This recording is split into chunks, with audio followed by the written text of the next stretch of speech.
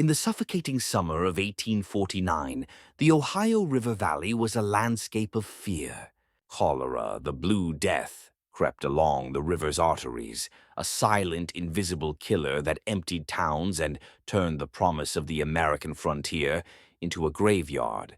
It was a time of desperate prayers and even more desperate remedies, an era when a man's faith was tested not by fire, but by the relentless grip of a plague that respected neither piety nor station.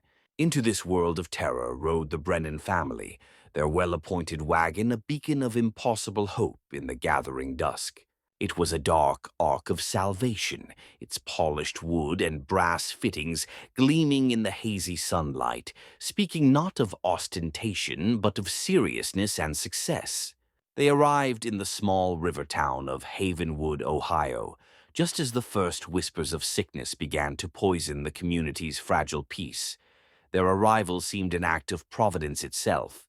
This channel isn't for everyone, only for the bravest souls who dare to uncover the darkest chapters of American history. If you have the courage to hear what really happened in the shadows of our past, hit that subscribe button and let us know in the comments what state you're listening from.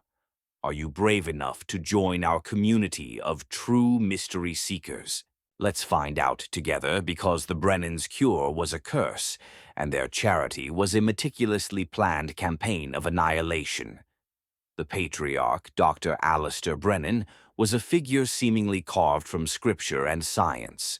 In his early 50s, with a shock of silver hair and eyes that held the calm certainty of a prophet, he possessed a charisma that could soothe the most panicked heart. His wife, Elspeth, was his opposite in demeanor, but his equal in presence. A quiet, bird-like woman with an encyclopedic knowledge of herbs and botany. Her hands moved with a practiced grace as she prepared the family's renowned prophylactic, a brew she claimed could armor the body against the dreaded cholera. Their two sons completed the picture of righteous purpose.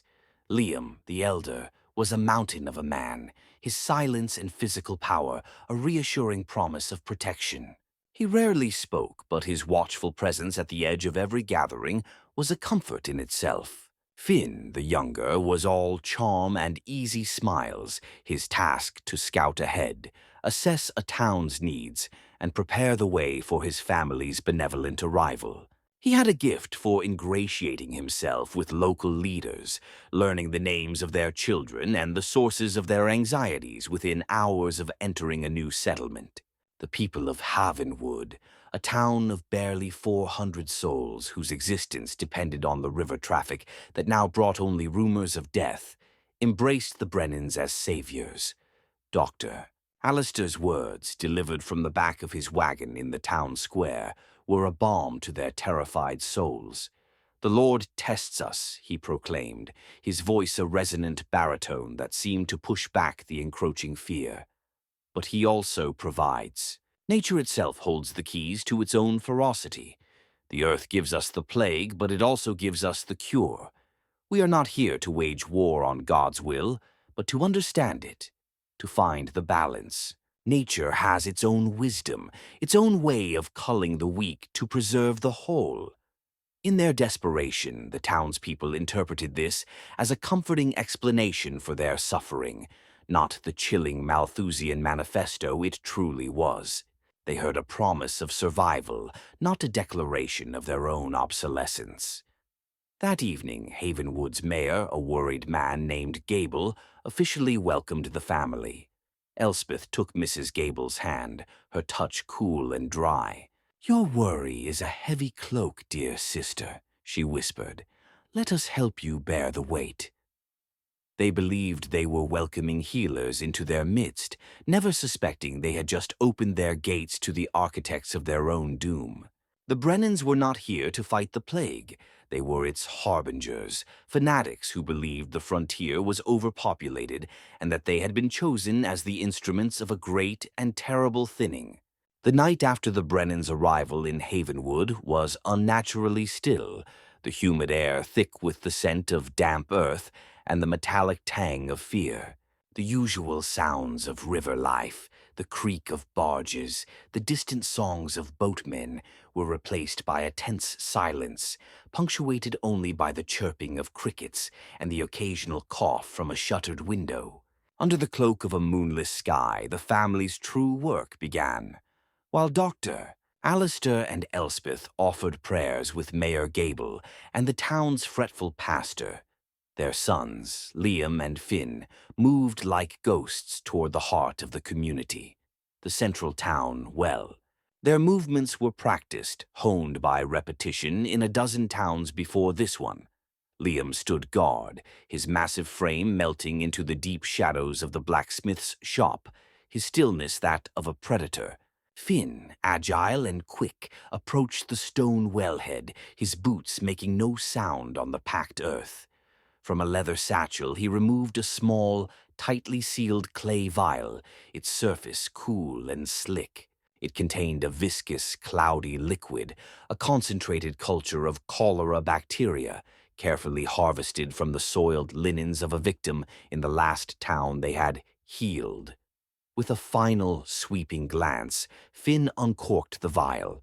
The faint, foul odor that escaped was gone in an instant as he emptied its contents into the well's dark, silent water. The act was quick, precise, and utterly devoid of any ceremony. It was not a ritual, it was a deployment. The next morning, Elspeth Brennan began her rounds, a gentle angel of mercy with a pot of her famous prophylactic tea. It was a simple aromatic brew of mint, chamomile, and river willow bark, completely harmless and completely useless against cholera. Yet, as she served it to grateful families, her soft-spoken reassurances were as potent as any real medicine. "This will strengthen your constitution," she would whisper to a worried mother. "The Lord protects those who prepare their vessels. Drink this, and your body will be a fortress against the sickness."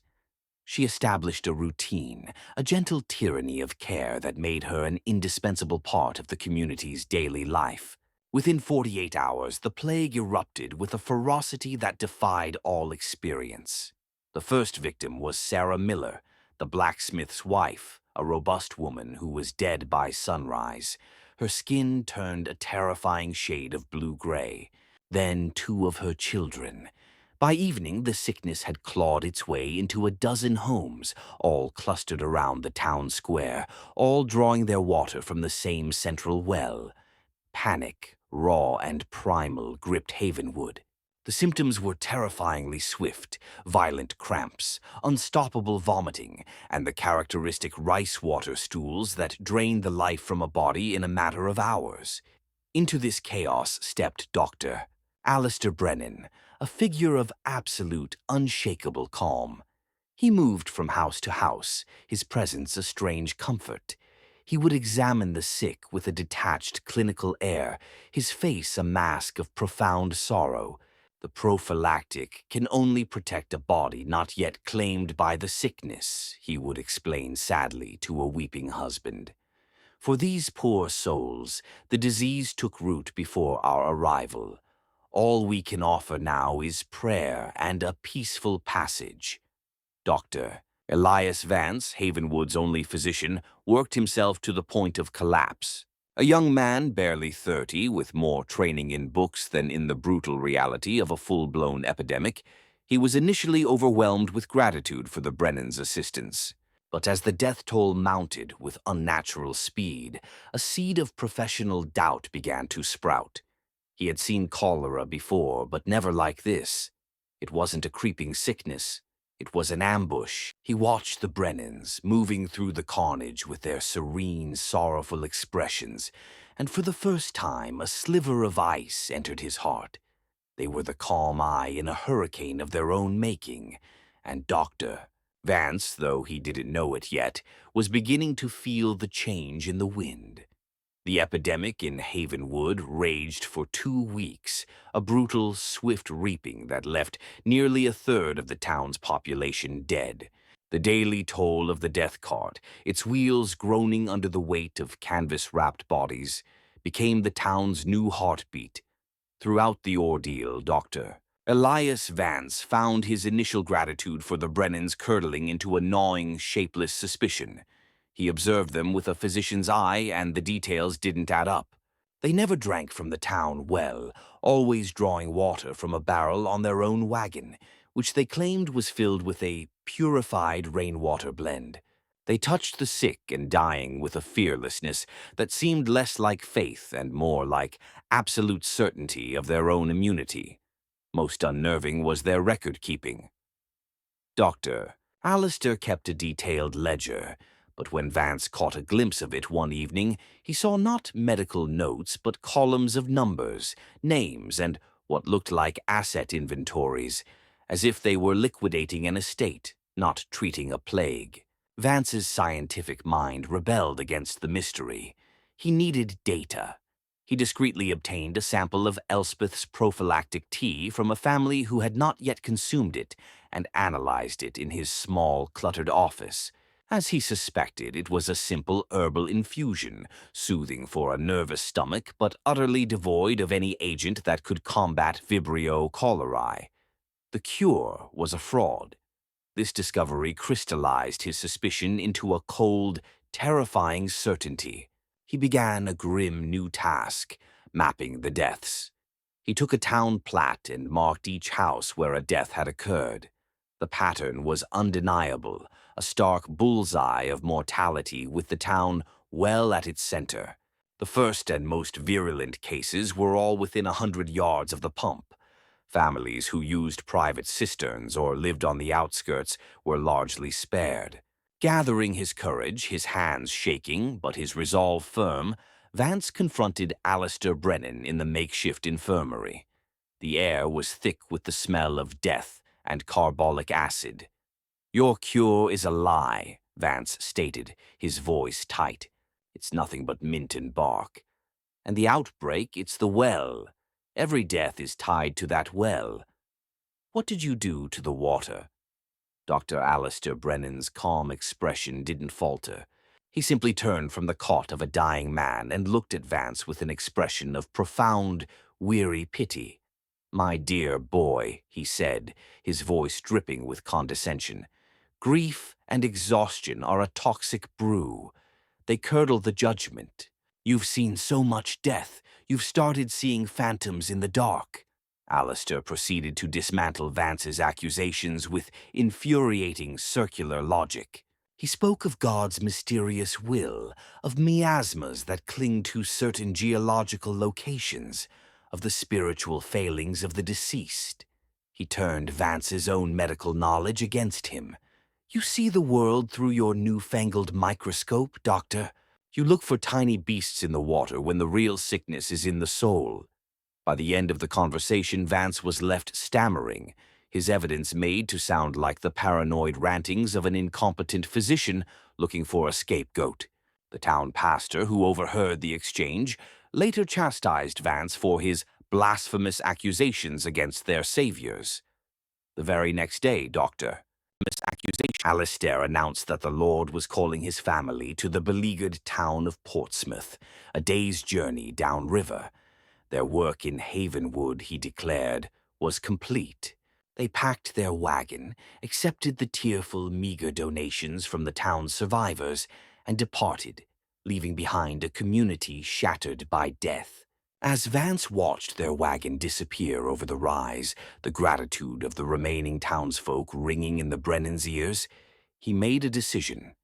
He would not let them do this again. He packed a small bag with his medical kit, his notes, his death map, and a pistol he hadn't fired in years. He was no longer just a doctor. He was a witness. He set off down the Ohio River, a lone man hunting monsters who wore the masks of saints. The journey down the Ohio River felt like a descent into a living hell.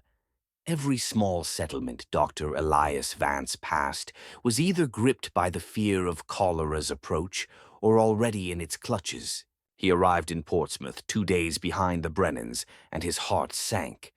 The scene was a haunting, sickening echo of Havenwood.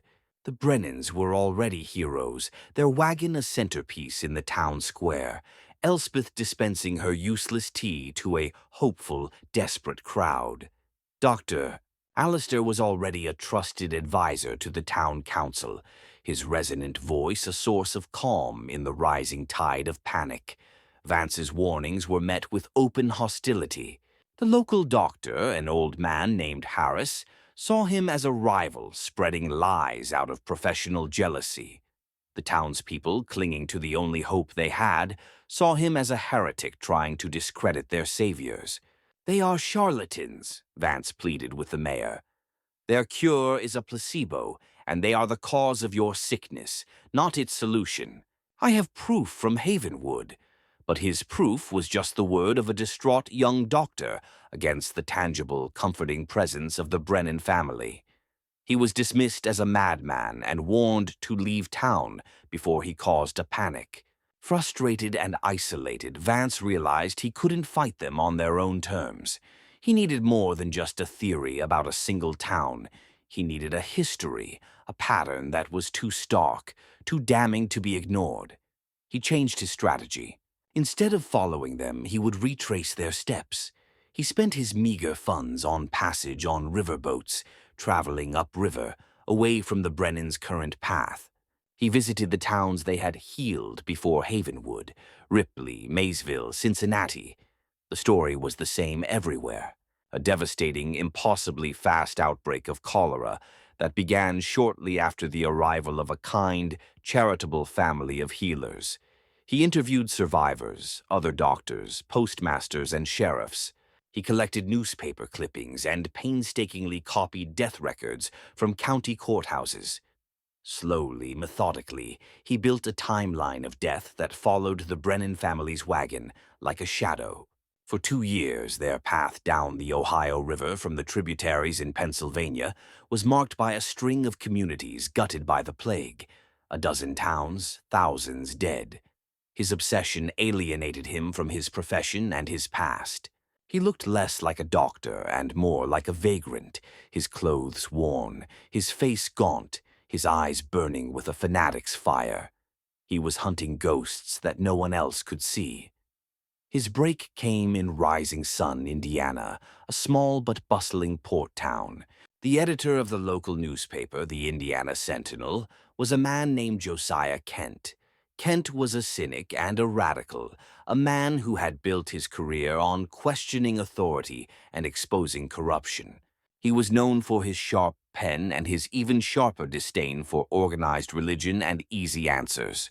When Vance, disheveled and desperate, laid out his meticulously compiled research on Kent's cluttered, ink-stained desk, the maps with their bullseyes of death, the matching death tolls, the chillingly consistent timelines, Kent didn't see a madman. He saw the story of a lifetime. "So you're saying," Kent said, leaning back in his chair and stroking his graying beard, his eyes scanning the horrifying data, "that these angels of mercy are, in fact, the 4 horsemen of the apocalypse in a single wagon."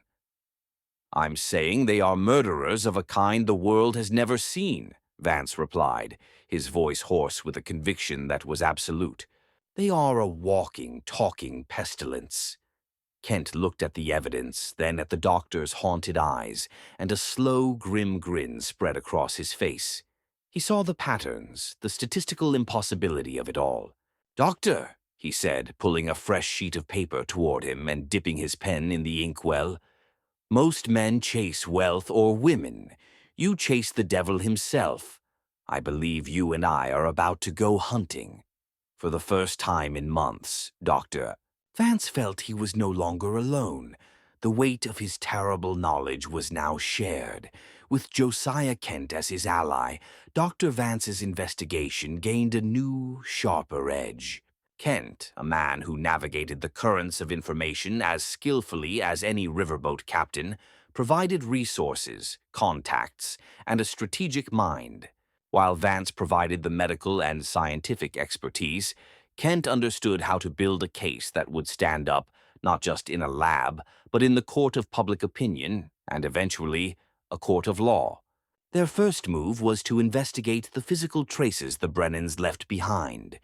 They learned from riverboat captains that the family had just departed Rising Sun, Indiana, leaving behind another community reeling from a fresh, explosive outbreak. Instead of following the trail of death downriver, Vance and Kent rowed hard to the Brennans' most recent campsite, a secluded grove just outside of town. The Brennans were meticulously clean, but not perfect. They were disciplined, but not infallible. Most of their refuse had been burned in a deep pit, but a recent sudden downpour had extinguished the fire prematurely, leaving a sodden, charred mess. While Kent, with a journalist's eye for the telling detail, sifted through the larger debris, discarded food tins, bits of cloth, Vance focused on the smaller, less obvious evidence. He examined the soil, the ash, the half-burnt scraps, looking for anything out of the ordinary.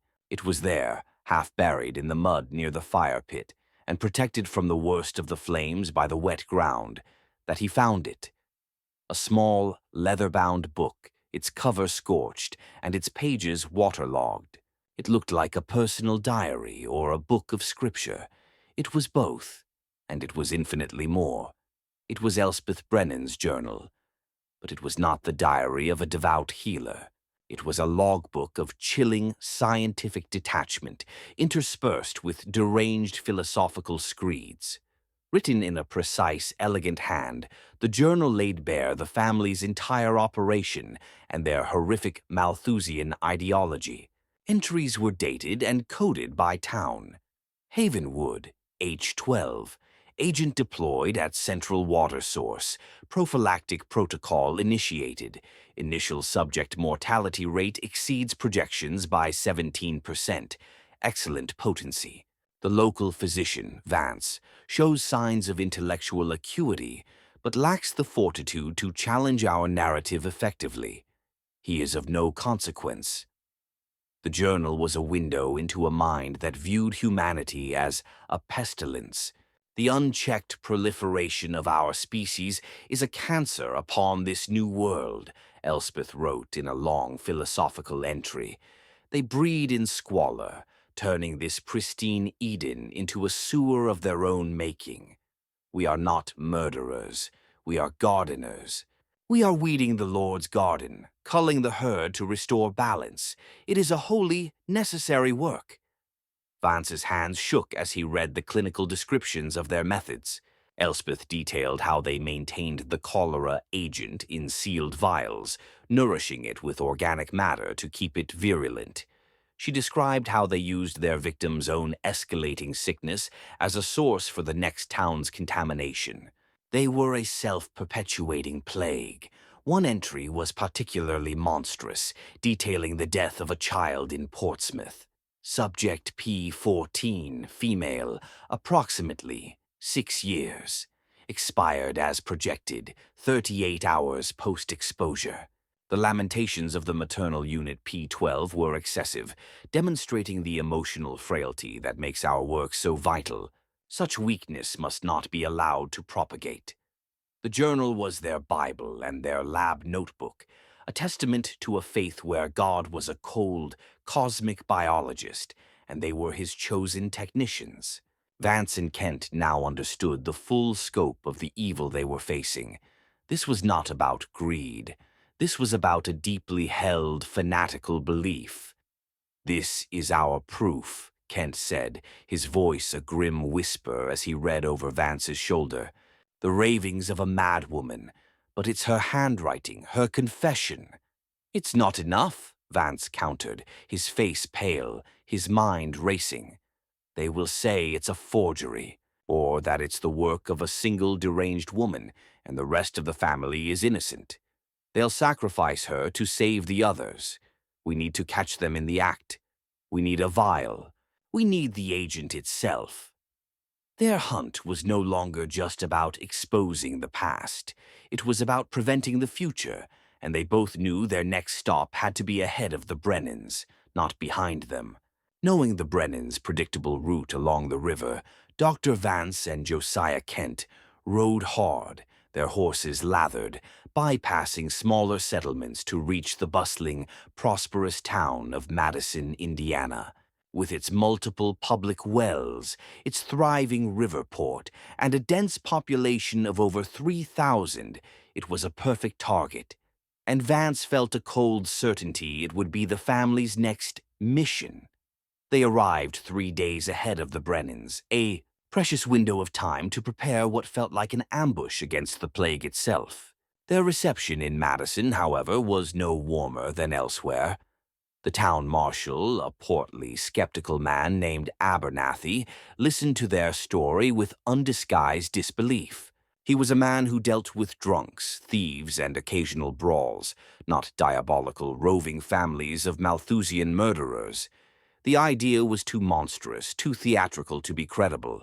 However, Josiah Kent's gravitas as a newspaper editor from a neighboring state and the chilling, water-stained pages of Elspeth's journal gave their tale a sliver of credibility. The marshal couldn't ignore the detailed entries, the list of towns, the cold, clinical language. "This is a damn book of horror," Abernathy muttered, handing the journal back as if it were contaminated. He reluctantly agreed to provide 2 deputies and to observe, but he made his position clear. "I will not cause a panic in my town based on the word of a traveling doctor and a book of mad scribblings. I need to see it with my own eyes. I need irrefutable physical proof." Vance, using his intimate knowledge of the Brennans' methodology, laid out a plan. "They will arrive and spend 2 to 3 days establishing trust," he explained to the skeptical marshal, spreading a map of Madison on the table. "They will dispense their tea, Alistair will preach, and they will become the town's hope. Then, under the cover of darkness, one or both of the sons will contaminate the primary water source. In a town this size, with this layout, it will be the Grand Street pump. It serves the most households, the most densely populated blocks." For 2 nights, Vance, Kent, and the deputies watched the pump from the darkened upper window of a print shop across the square. The waiting was agonizing. The Brennans had arrived as predicted, their performance in Madison even more polished than in Havenwood. The town embraced them. On the 3rd night, their vigilance was rewarded. Just after 2 a.m., 2 figures emerged from the inky blackness of the alley beside the livery stable. It was Liam and Finn Brennan. They moved with the silent, predatory grace Vance had come to dread. Liam, a hulking silhouette, stood watch, a living statue of menace, while Finn approached the pump, carrying the familiar leather satchel. The moment was surreal, a nightmare playing out exactly as Vance had predicted. "Now," Vance whispered, his heart hammering against his ribs. The 4 men descended the creaking stairs and slipped out into the street, moving to encircle the well from different directions. Marshal Abernathy stepped from the shadows of the mercantile. "Hold right there, boys," he called out, his voice suddenly stripped of all skepticism, now hard as iron. The Brennans reacted with the speed of cornered animals. Finn dropped the satchel and drew a long, wicked-looking knife. Liam, eschewing weapons, let out a guttural roar and charged directly at the marshal. The scene exploded into chaos. A deputy's shot went wide, the muzzle flash momentarily illuminating the desperate struggle before shattering a nearby window. Liam, a force of pure brute strength, slammed into Abernathy, sending the big man sprawling with a cry of pain. Kent, armed with a heavy oak walking stick, tried to intervene, moving to block Finn's escape, but was met by the younger Brennan's flashing blade. He parried the first thrust, the sound of steel on wood cracking the night air, but the second slid past his guard. Kent crumpled to the ground, a dark stain spreading across his white shirt. Vance, seeing his friend fall, acted on pure instinct. He ignored the colossal Liam and lunged for the dropped satchel, knowing it contained the one piece of evidence that mattered. He grappled with Finn, a desperate, clumsy struggle in the dirt. Finn was wiry and strong, but Vance, fueled by adrenaline and years of pent-up rage, managed to wrestle the satchel free. As he scrambled back, he saw Liam, having incapacitated both deputies, turn his terrifying blank-eyed attention to him. But the sound of more approaching footsteps, townsfolk awakened by the gunshot, caused Liam to hesitate. With a final, hateful glare at Vance, he scooped up the wounded Finn and vanished back into the darkness of the alley. The square filled with lantern light and shouting people. Marshal Abernathy lay groaning, his arm clearly broken, and Josiah Kent, the cynical editor who had been the first to believe, lay still, the life fading from his eyes. "Doctor," Vance knelt beside him, clutching the leather satchel containing the vial of pure death. He had his proof, but the cost had been devastating. The capture of most of the Brennan family and the physical evidence of their plot threw the town of Madison into a state of horrified chaos that quickly spread up and down the Ohio River. Dr. Vance was no longer a madman. He was a tragic hero, the man who had stared into the abyss and wrestled a demon back into the light. The vial he'd recovered was sent under armed guard to a laboratory in Cincinnati, where its contents were confirmed to be a highly concentrated strain of Vibrio cholerae. With the patriarch Alastair and his wife Elspeth apprehended at their camp the next morning, found calmly packing as if preparing for a simple day's journey, the authorities now held 3 of the 4 family members. The trial, held in Madison that summer, became a national sensation. Newspapers from as far as New York and Boston sent reporters to cover what they dubbed the trial of the plague doctors. Dr. Alistair Brennan, charismatic and defiant to the end, turned the courtroom into his final pulpit. He did not deny his actions. Instead, he defended them with a chilling, articulate fanaticism that captivated and horrified the nation. He lectured the jury on the works of Thomas Malthus, on the fragility of the American frontier, and on the moral imperative to cull the human herd. "You call me a murderer," he boomed, his voice resonating through the packed courtroom. "I call myself a physician to the species. I did not bring the plague. It is already here, in your teeming, unchecked numbers. It is in your ignorance of sanitation, your spiritual weakness. I merely directed the cure where it was most needed." His performance was so powerful, so intellectually seductive, that he gained a small but vocal following of sympathizers, radical thinkers and anti-government fringe elements who saw him as a philosopher, not a mass murderer. Elspeth remained silent and stoic throughout the trial, her eyes fixed on some distant point, a terrifyingly serene Madonna of Malthusian faith. Her silence was more damning than any confession. Finn, the younger son, played the part of a penitent, weeping on the stand as he described being manipulated by his father's powerful ideology from a young age. Dr. Vance's testimony was the heart of the prosecution's case. He calmly and methodically laid out the 2-year trail of death, the forged documents, the pattern of outbreaks, and the contents of Elspeth's journal, reading aloud her cold, monstrous words.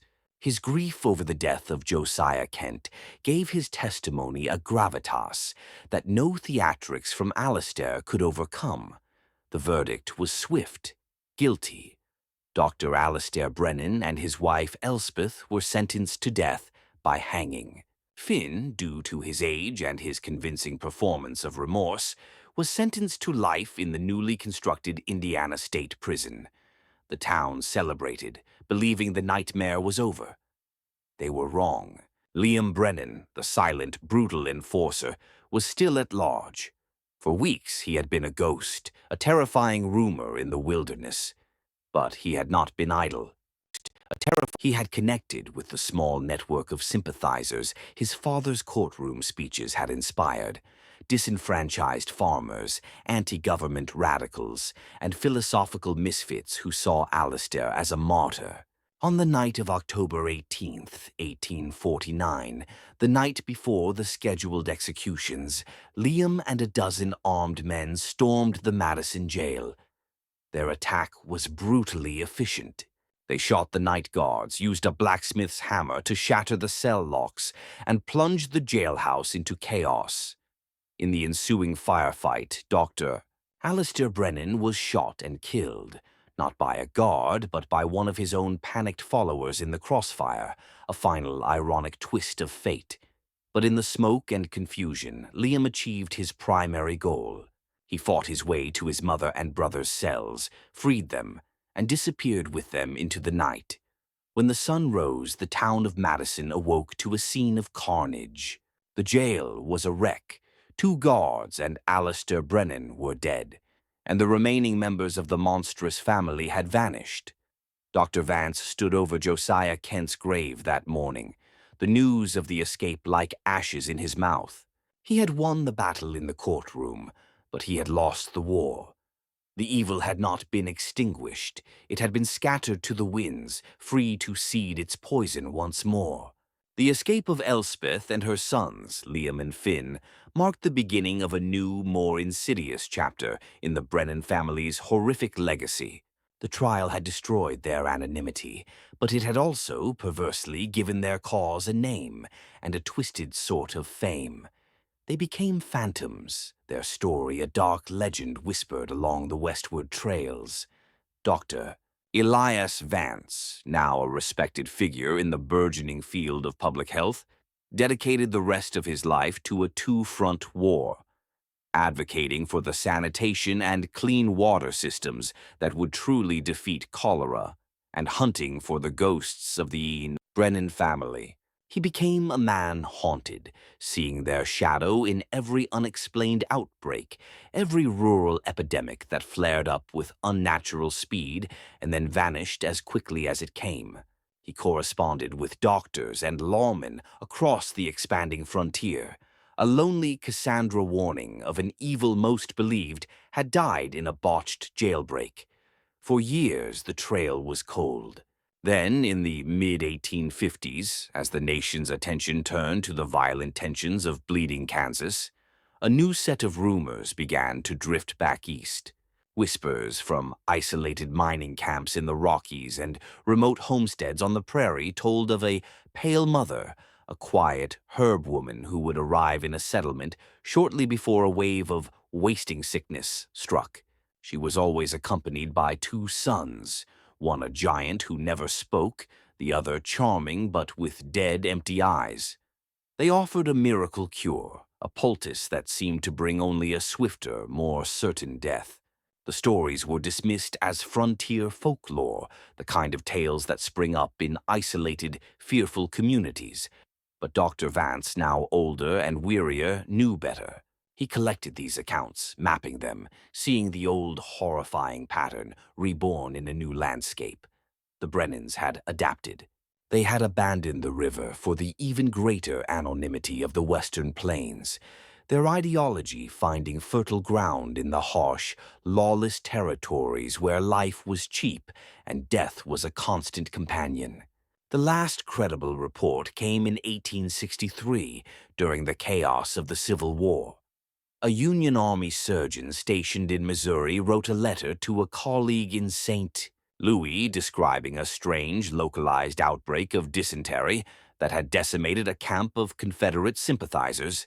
He noted the presence of a charitable woman and her sons, who had been providing aid and were praised for their tireless work. The surgeon was killed at the Battle of Vicksburg shortly after, and the report was filed away and forgotten by all but Vance, who saw in it the Brennans' ultimate evolution. They had weaponized the nation's own conflict, using the cover of war to continue their holy mission of depopulation. Dr. Vance, old and tired, died in 1878, never having found definitive proof of the Brennans' later crimes. His life's work a lonely crusade against an evil that was always one step ahead. The legacy of the Brennan family became a dark undercurrent in American folklore. The Ohio River healers morphed into boogeymen, cautionary tales told to children about the dangers of trusting strangers. Historians would later attribute the string of outbreaks in the 1850s to the natural spread of disease along migration routes, never knowing the fictional truth we've explored today. that a hidden human hand may have been guiding the pestilence. Were the Brennans finally claimed by the diseases they wielded, or did their fanatical ideology find new soil in which to grow? Did their bloodline continue, passing down a monstrous philosophy of healing through annihilation? We can never know for sure. Their story serves as a chilling reminder that the most profound evil often wears the mask of benevolence, and that the line between a healer and a killer can be as thin as the wall of a single, contaminated well. This mystery shows us that fanaticism, disguised as charity, can be the most virulent plague of all. What do you think happened to the surviving Brennans? Did their dark crusade end in the wilderness, or does their legacy persist in ways we can't imagine? Share your theories in the comments below. If you're brave enough to confront these unsettling truths from America's past, subscribe and hit the notification bell. You won't want to miss the dark histories we unearth next. Until then, remember that not all who offer a cure come to heal.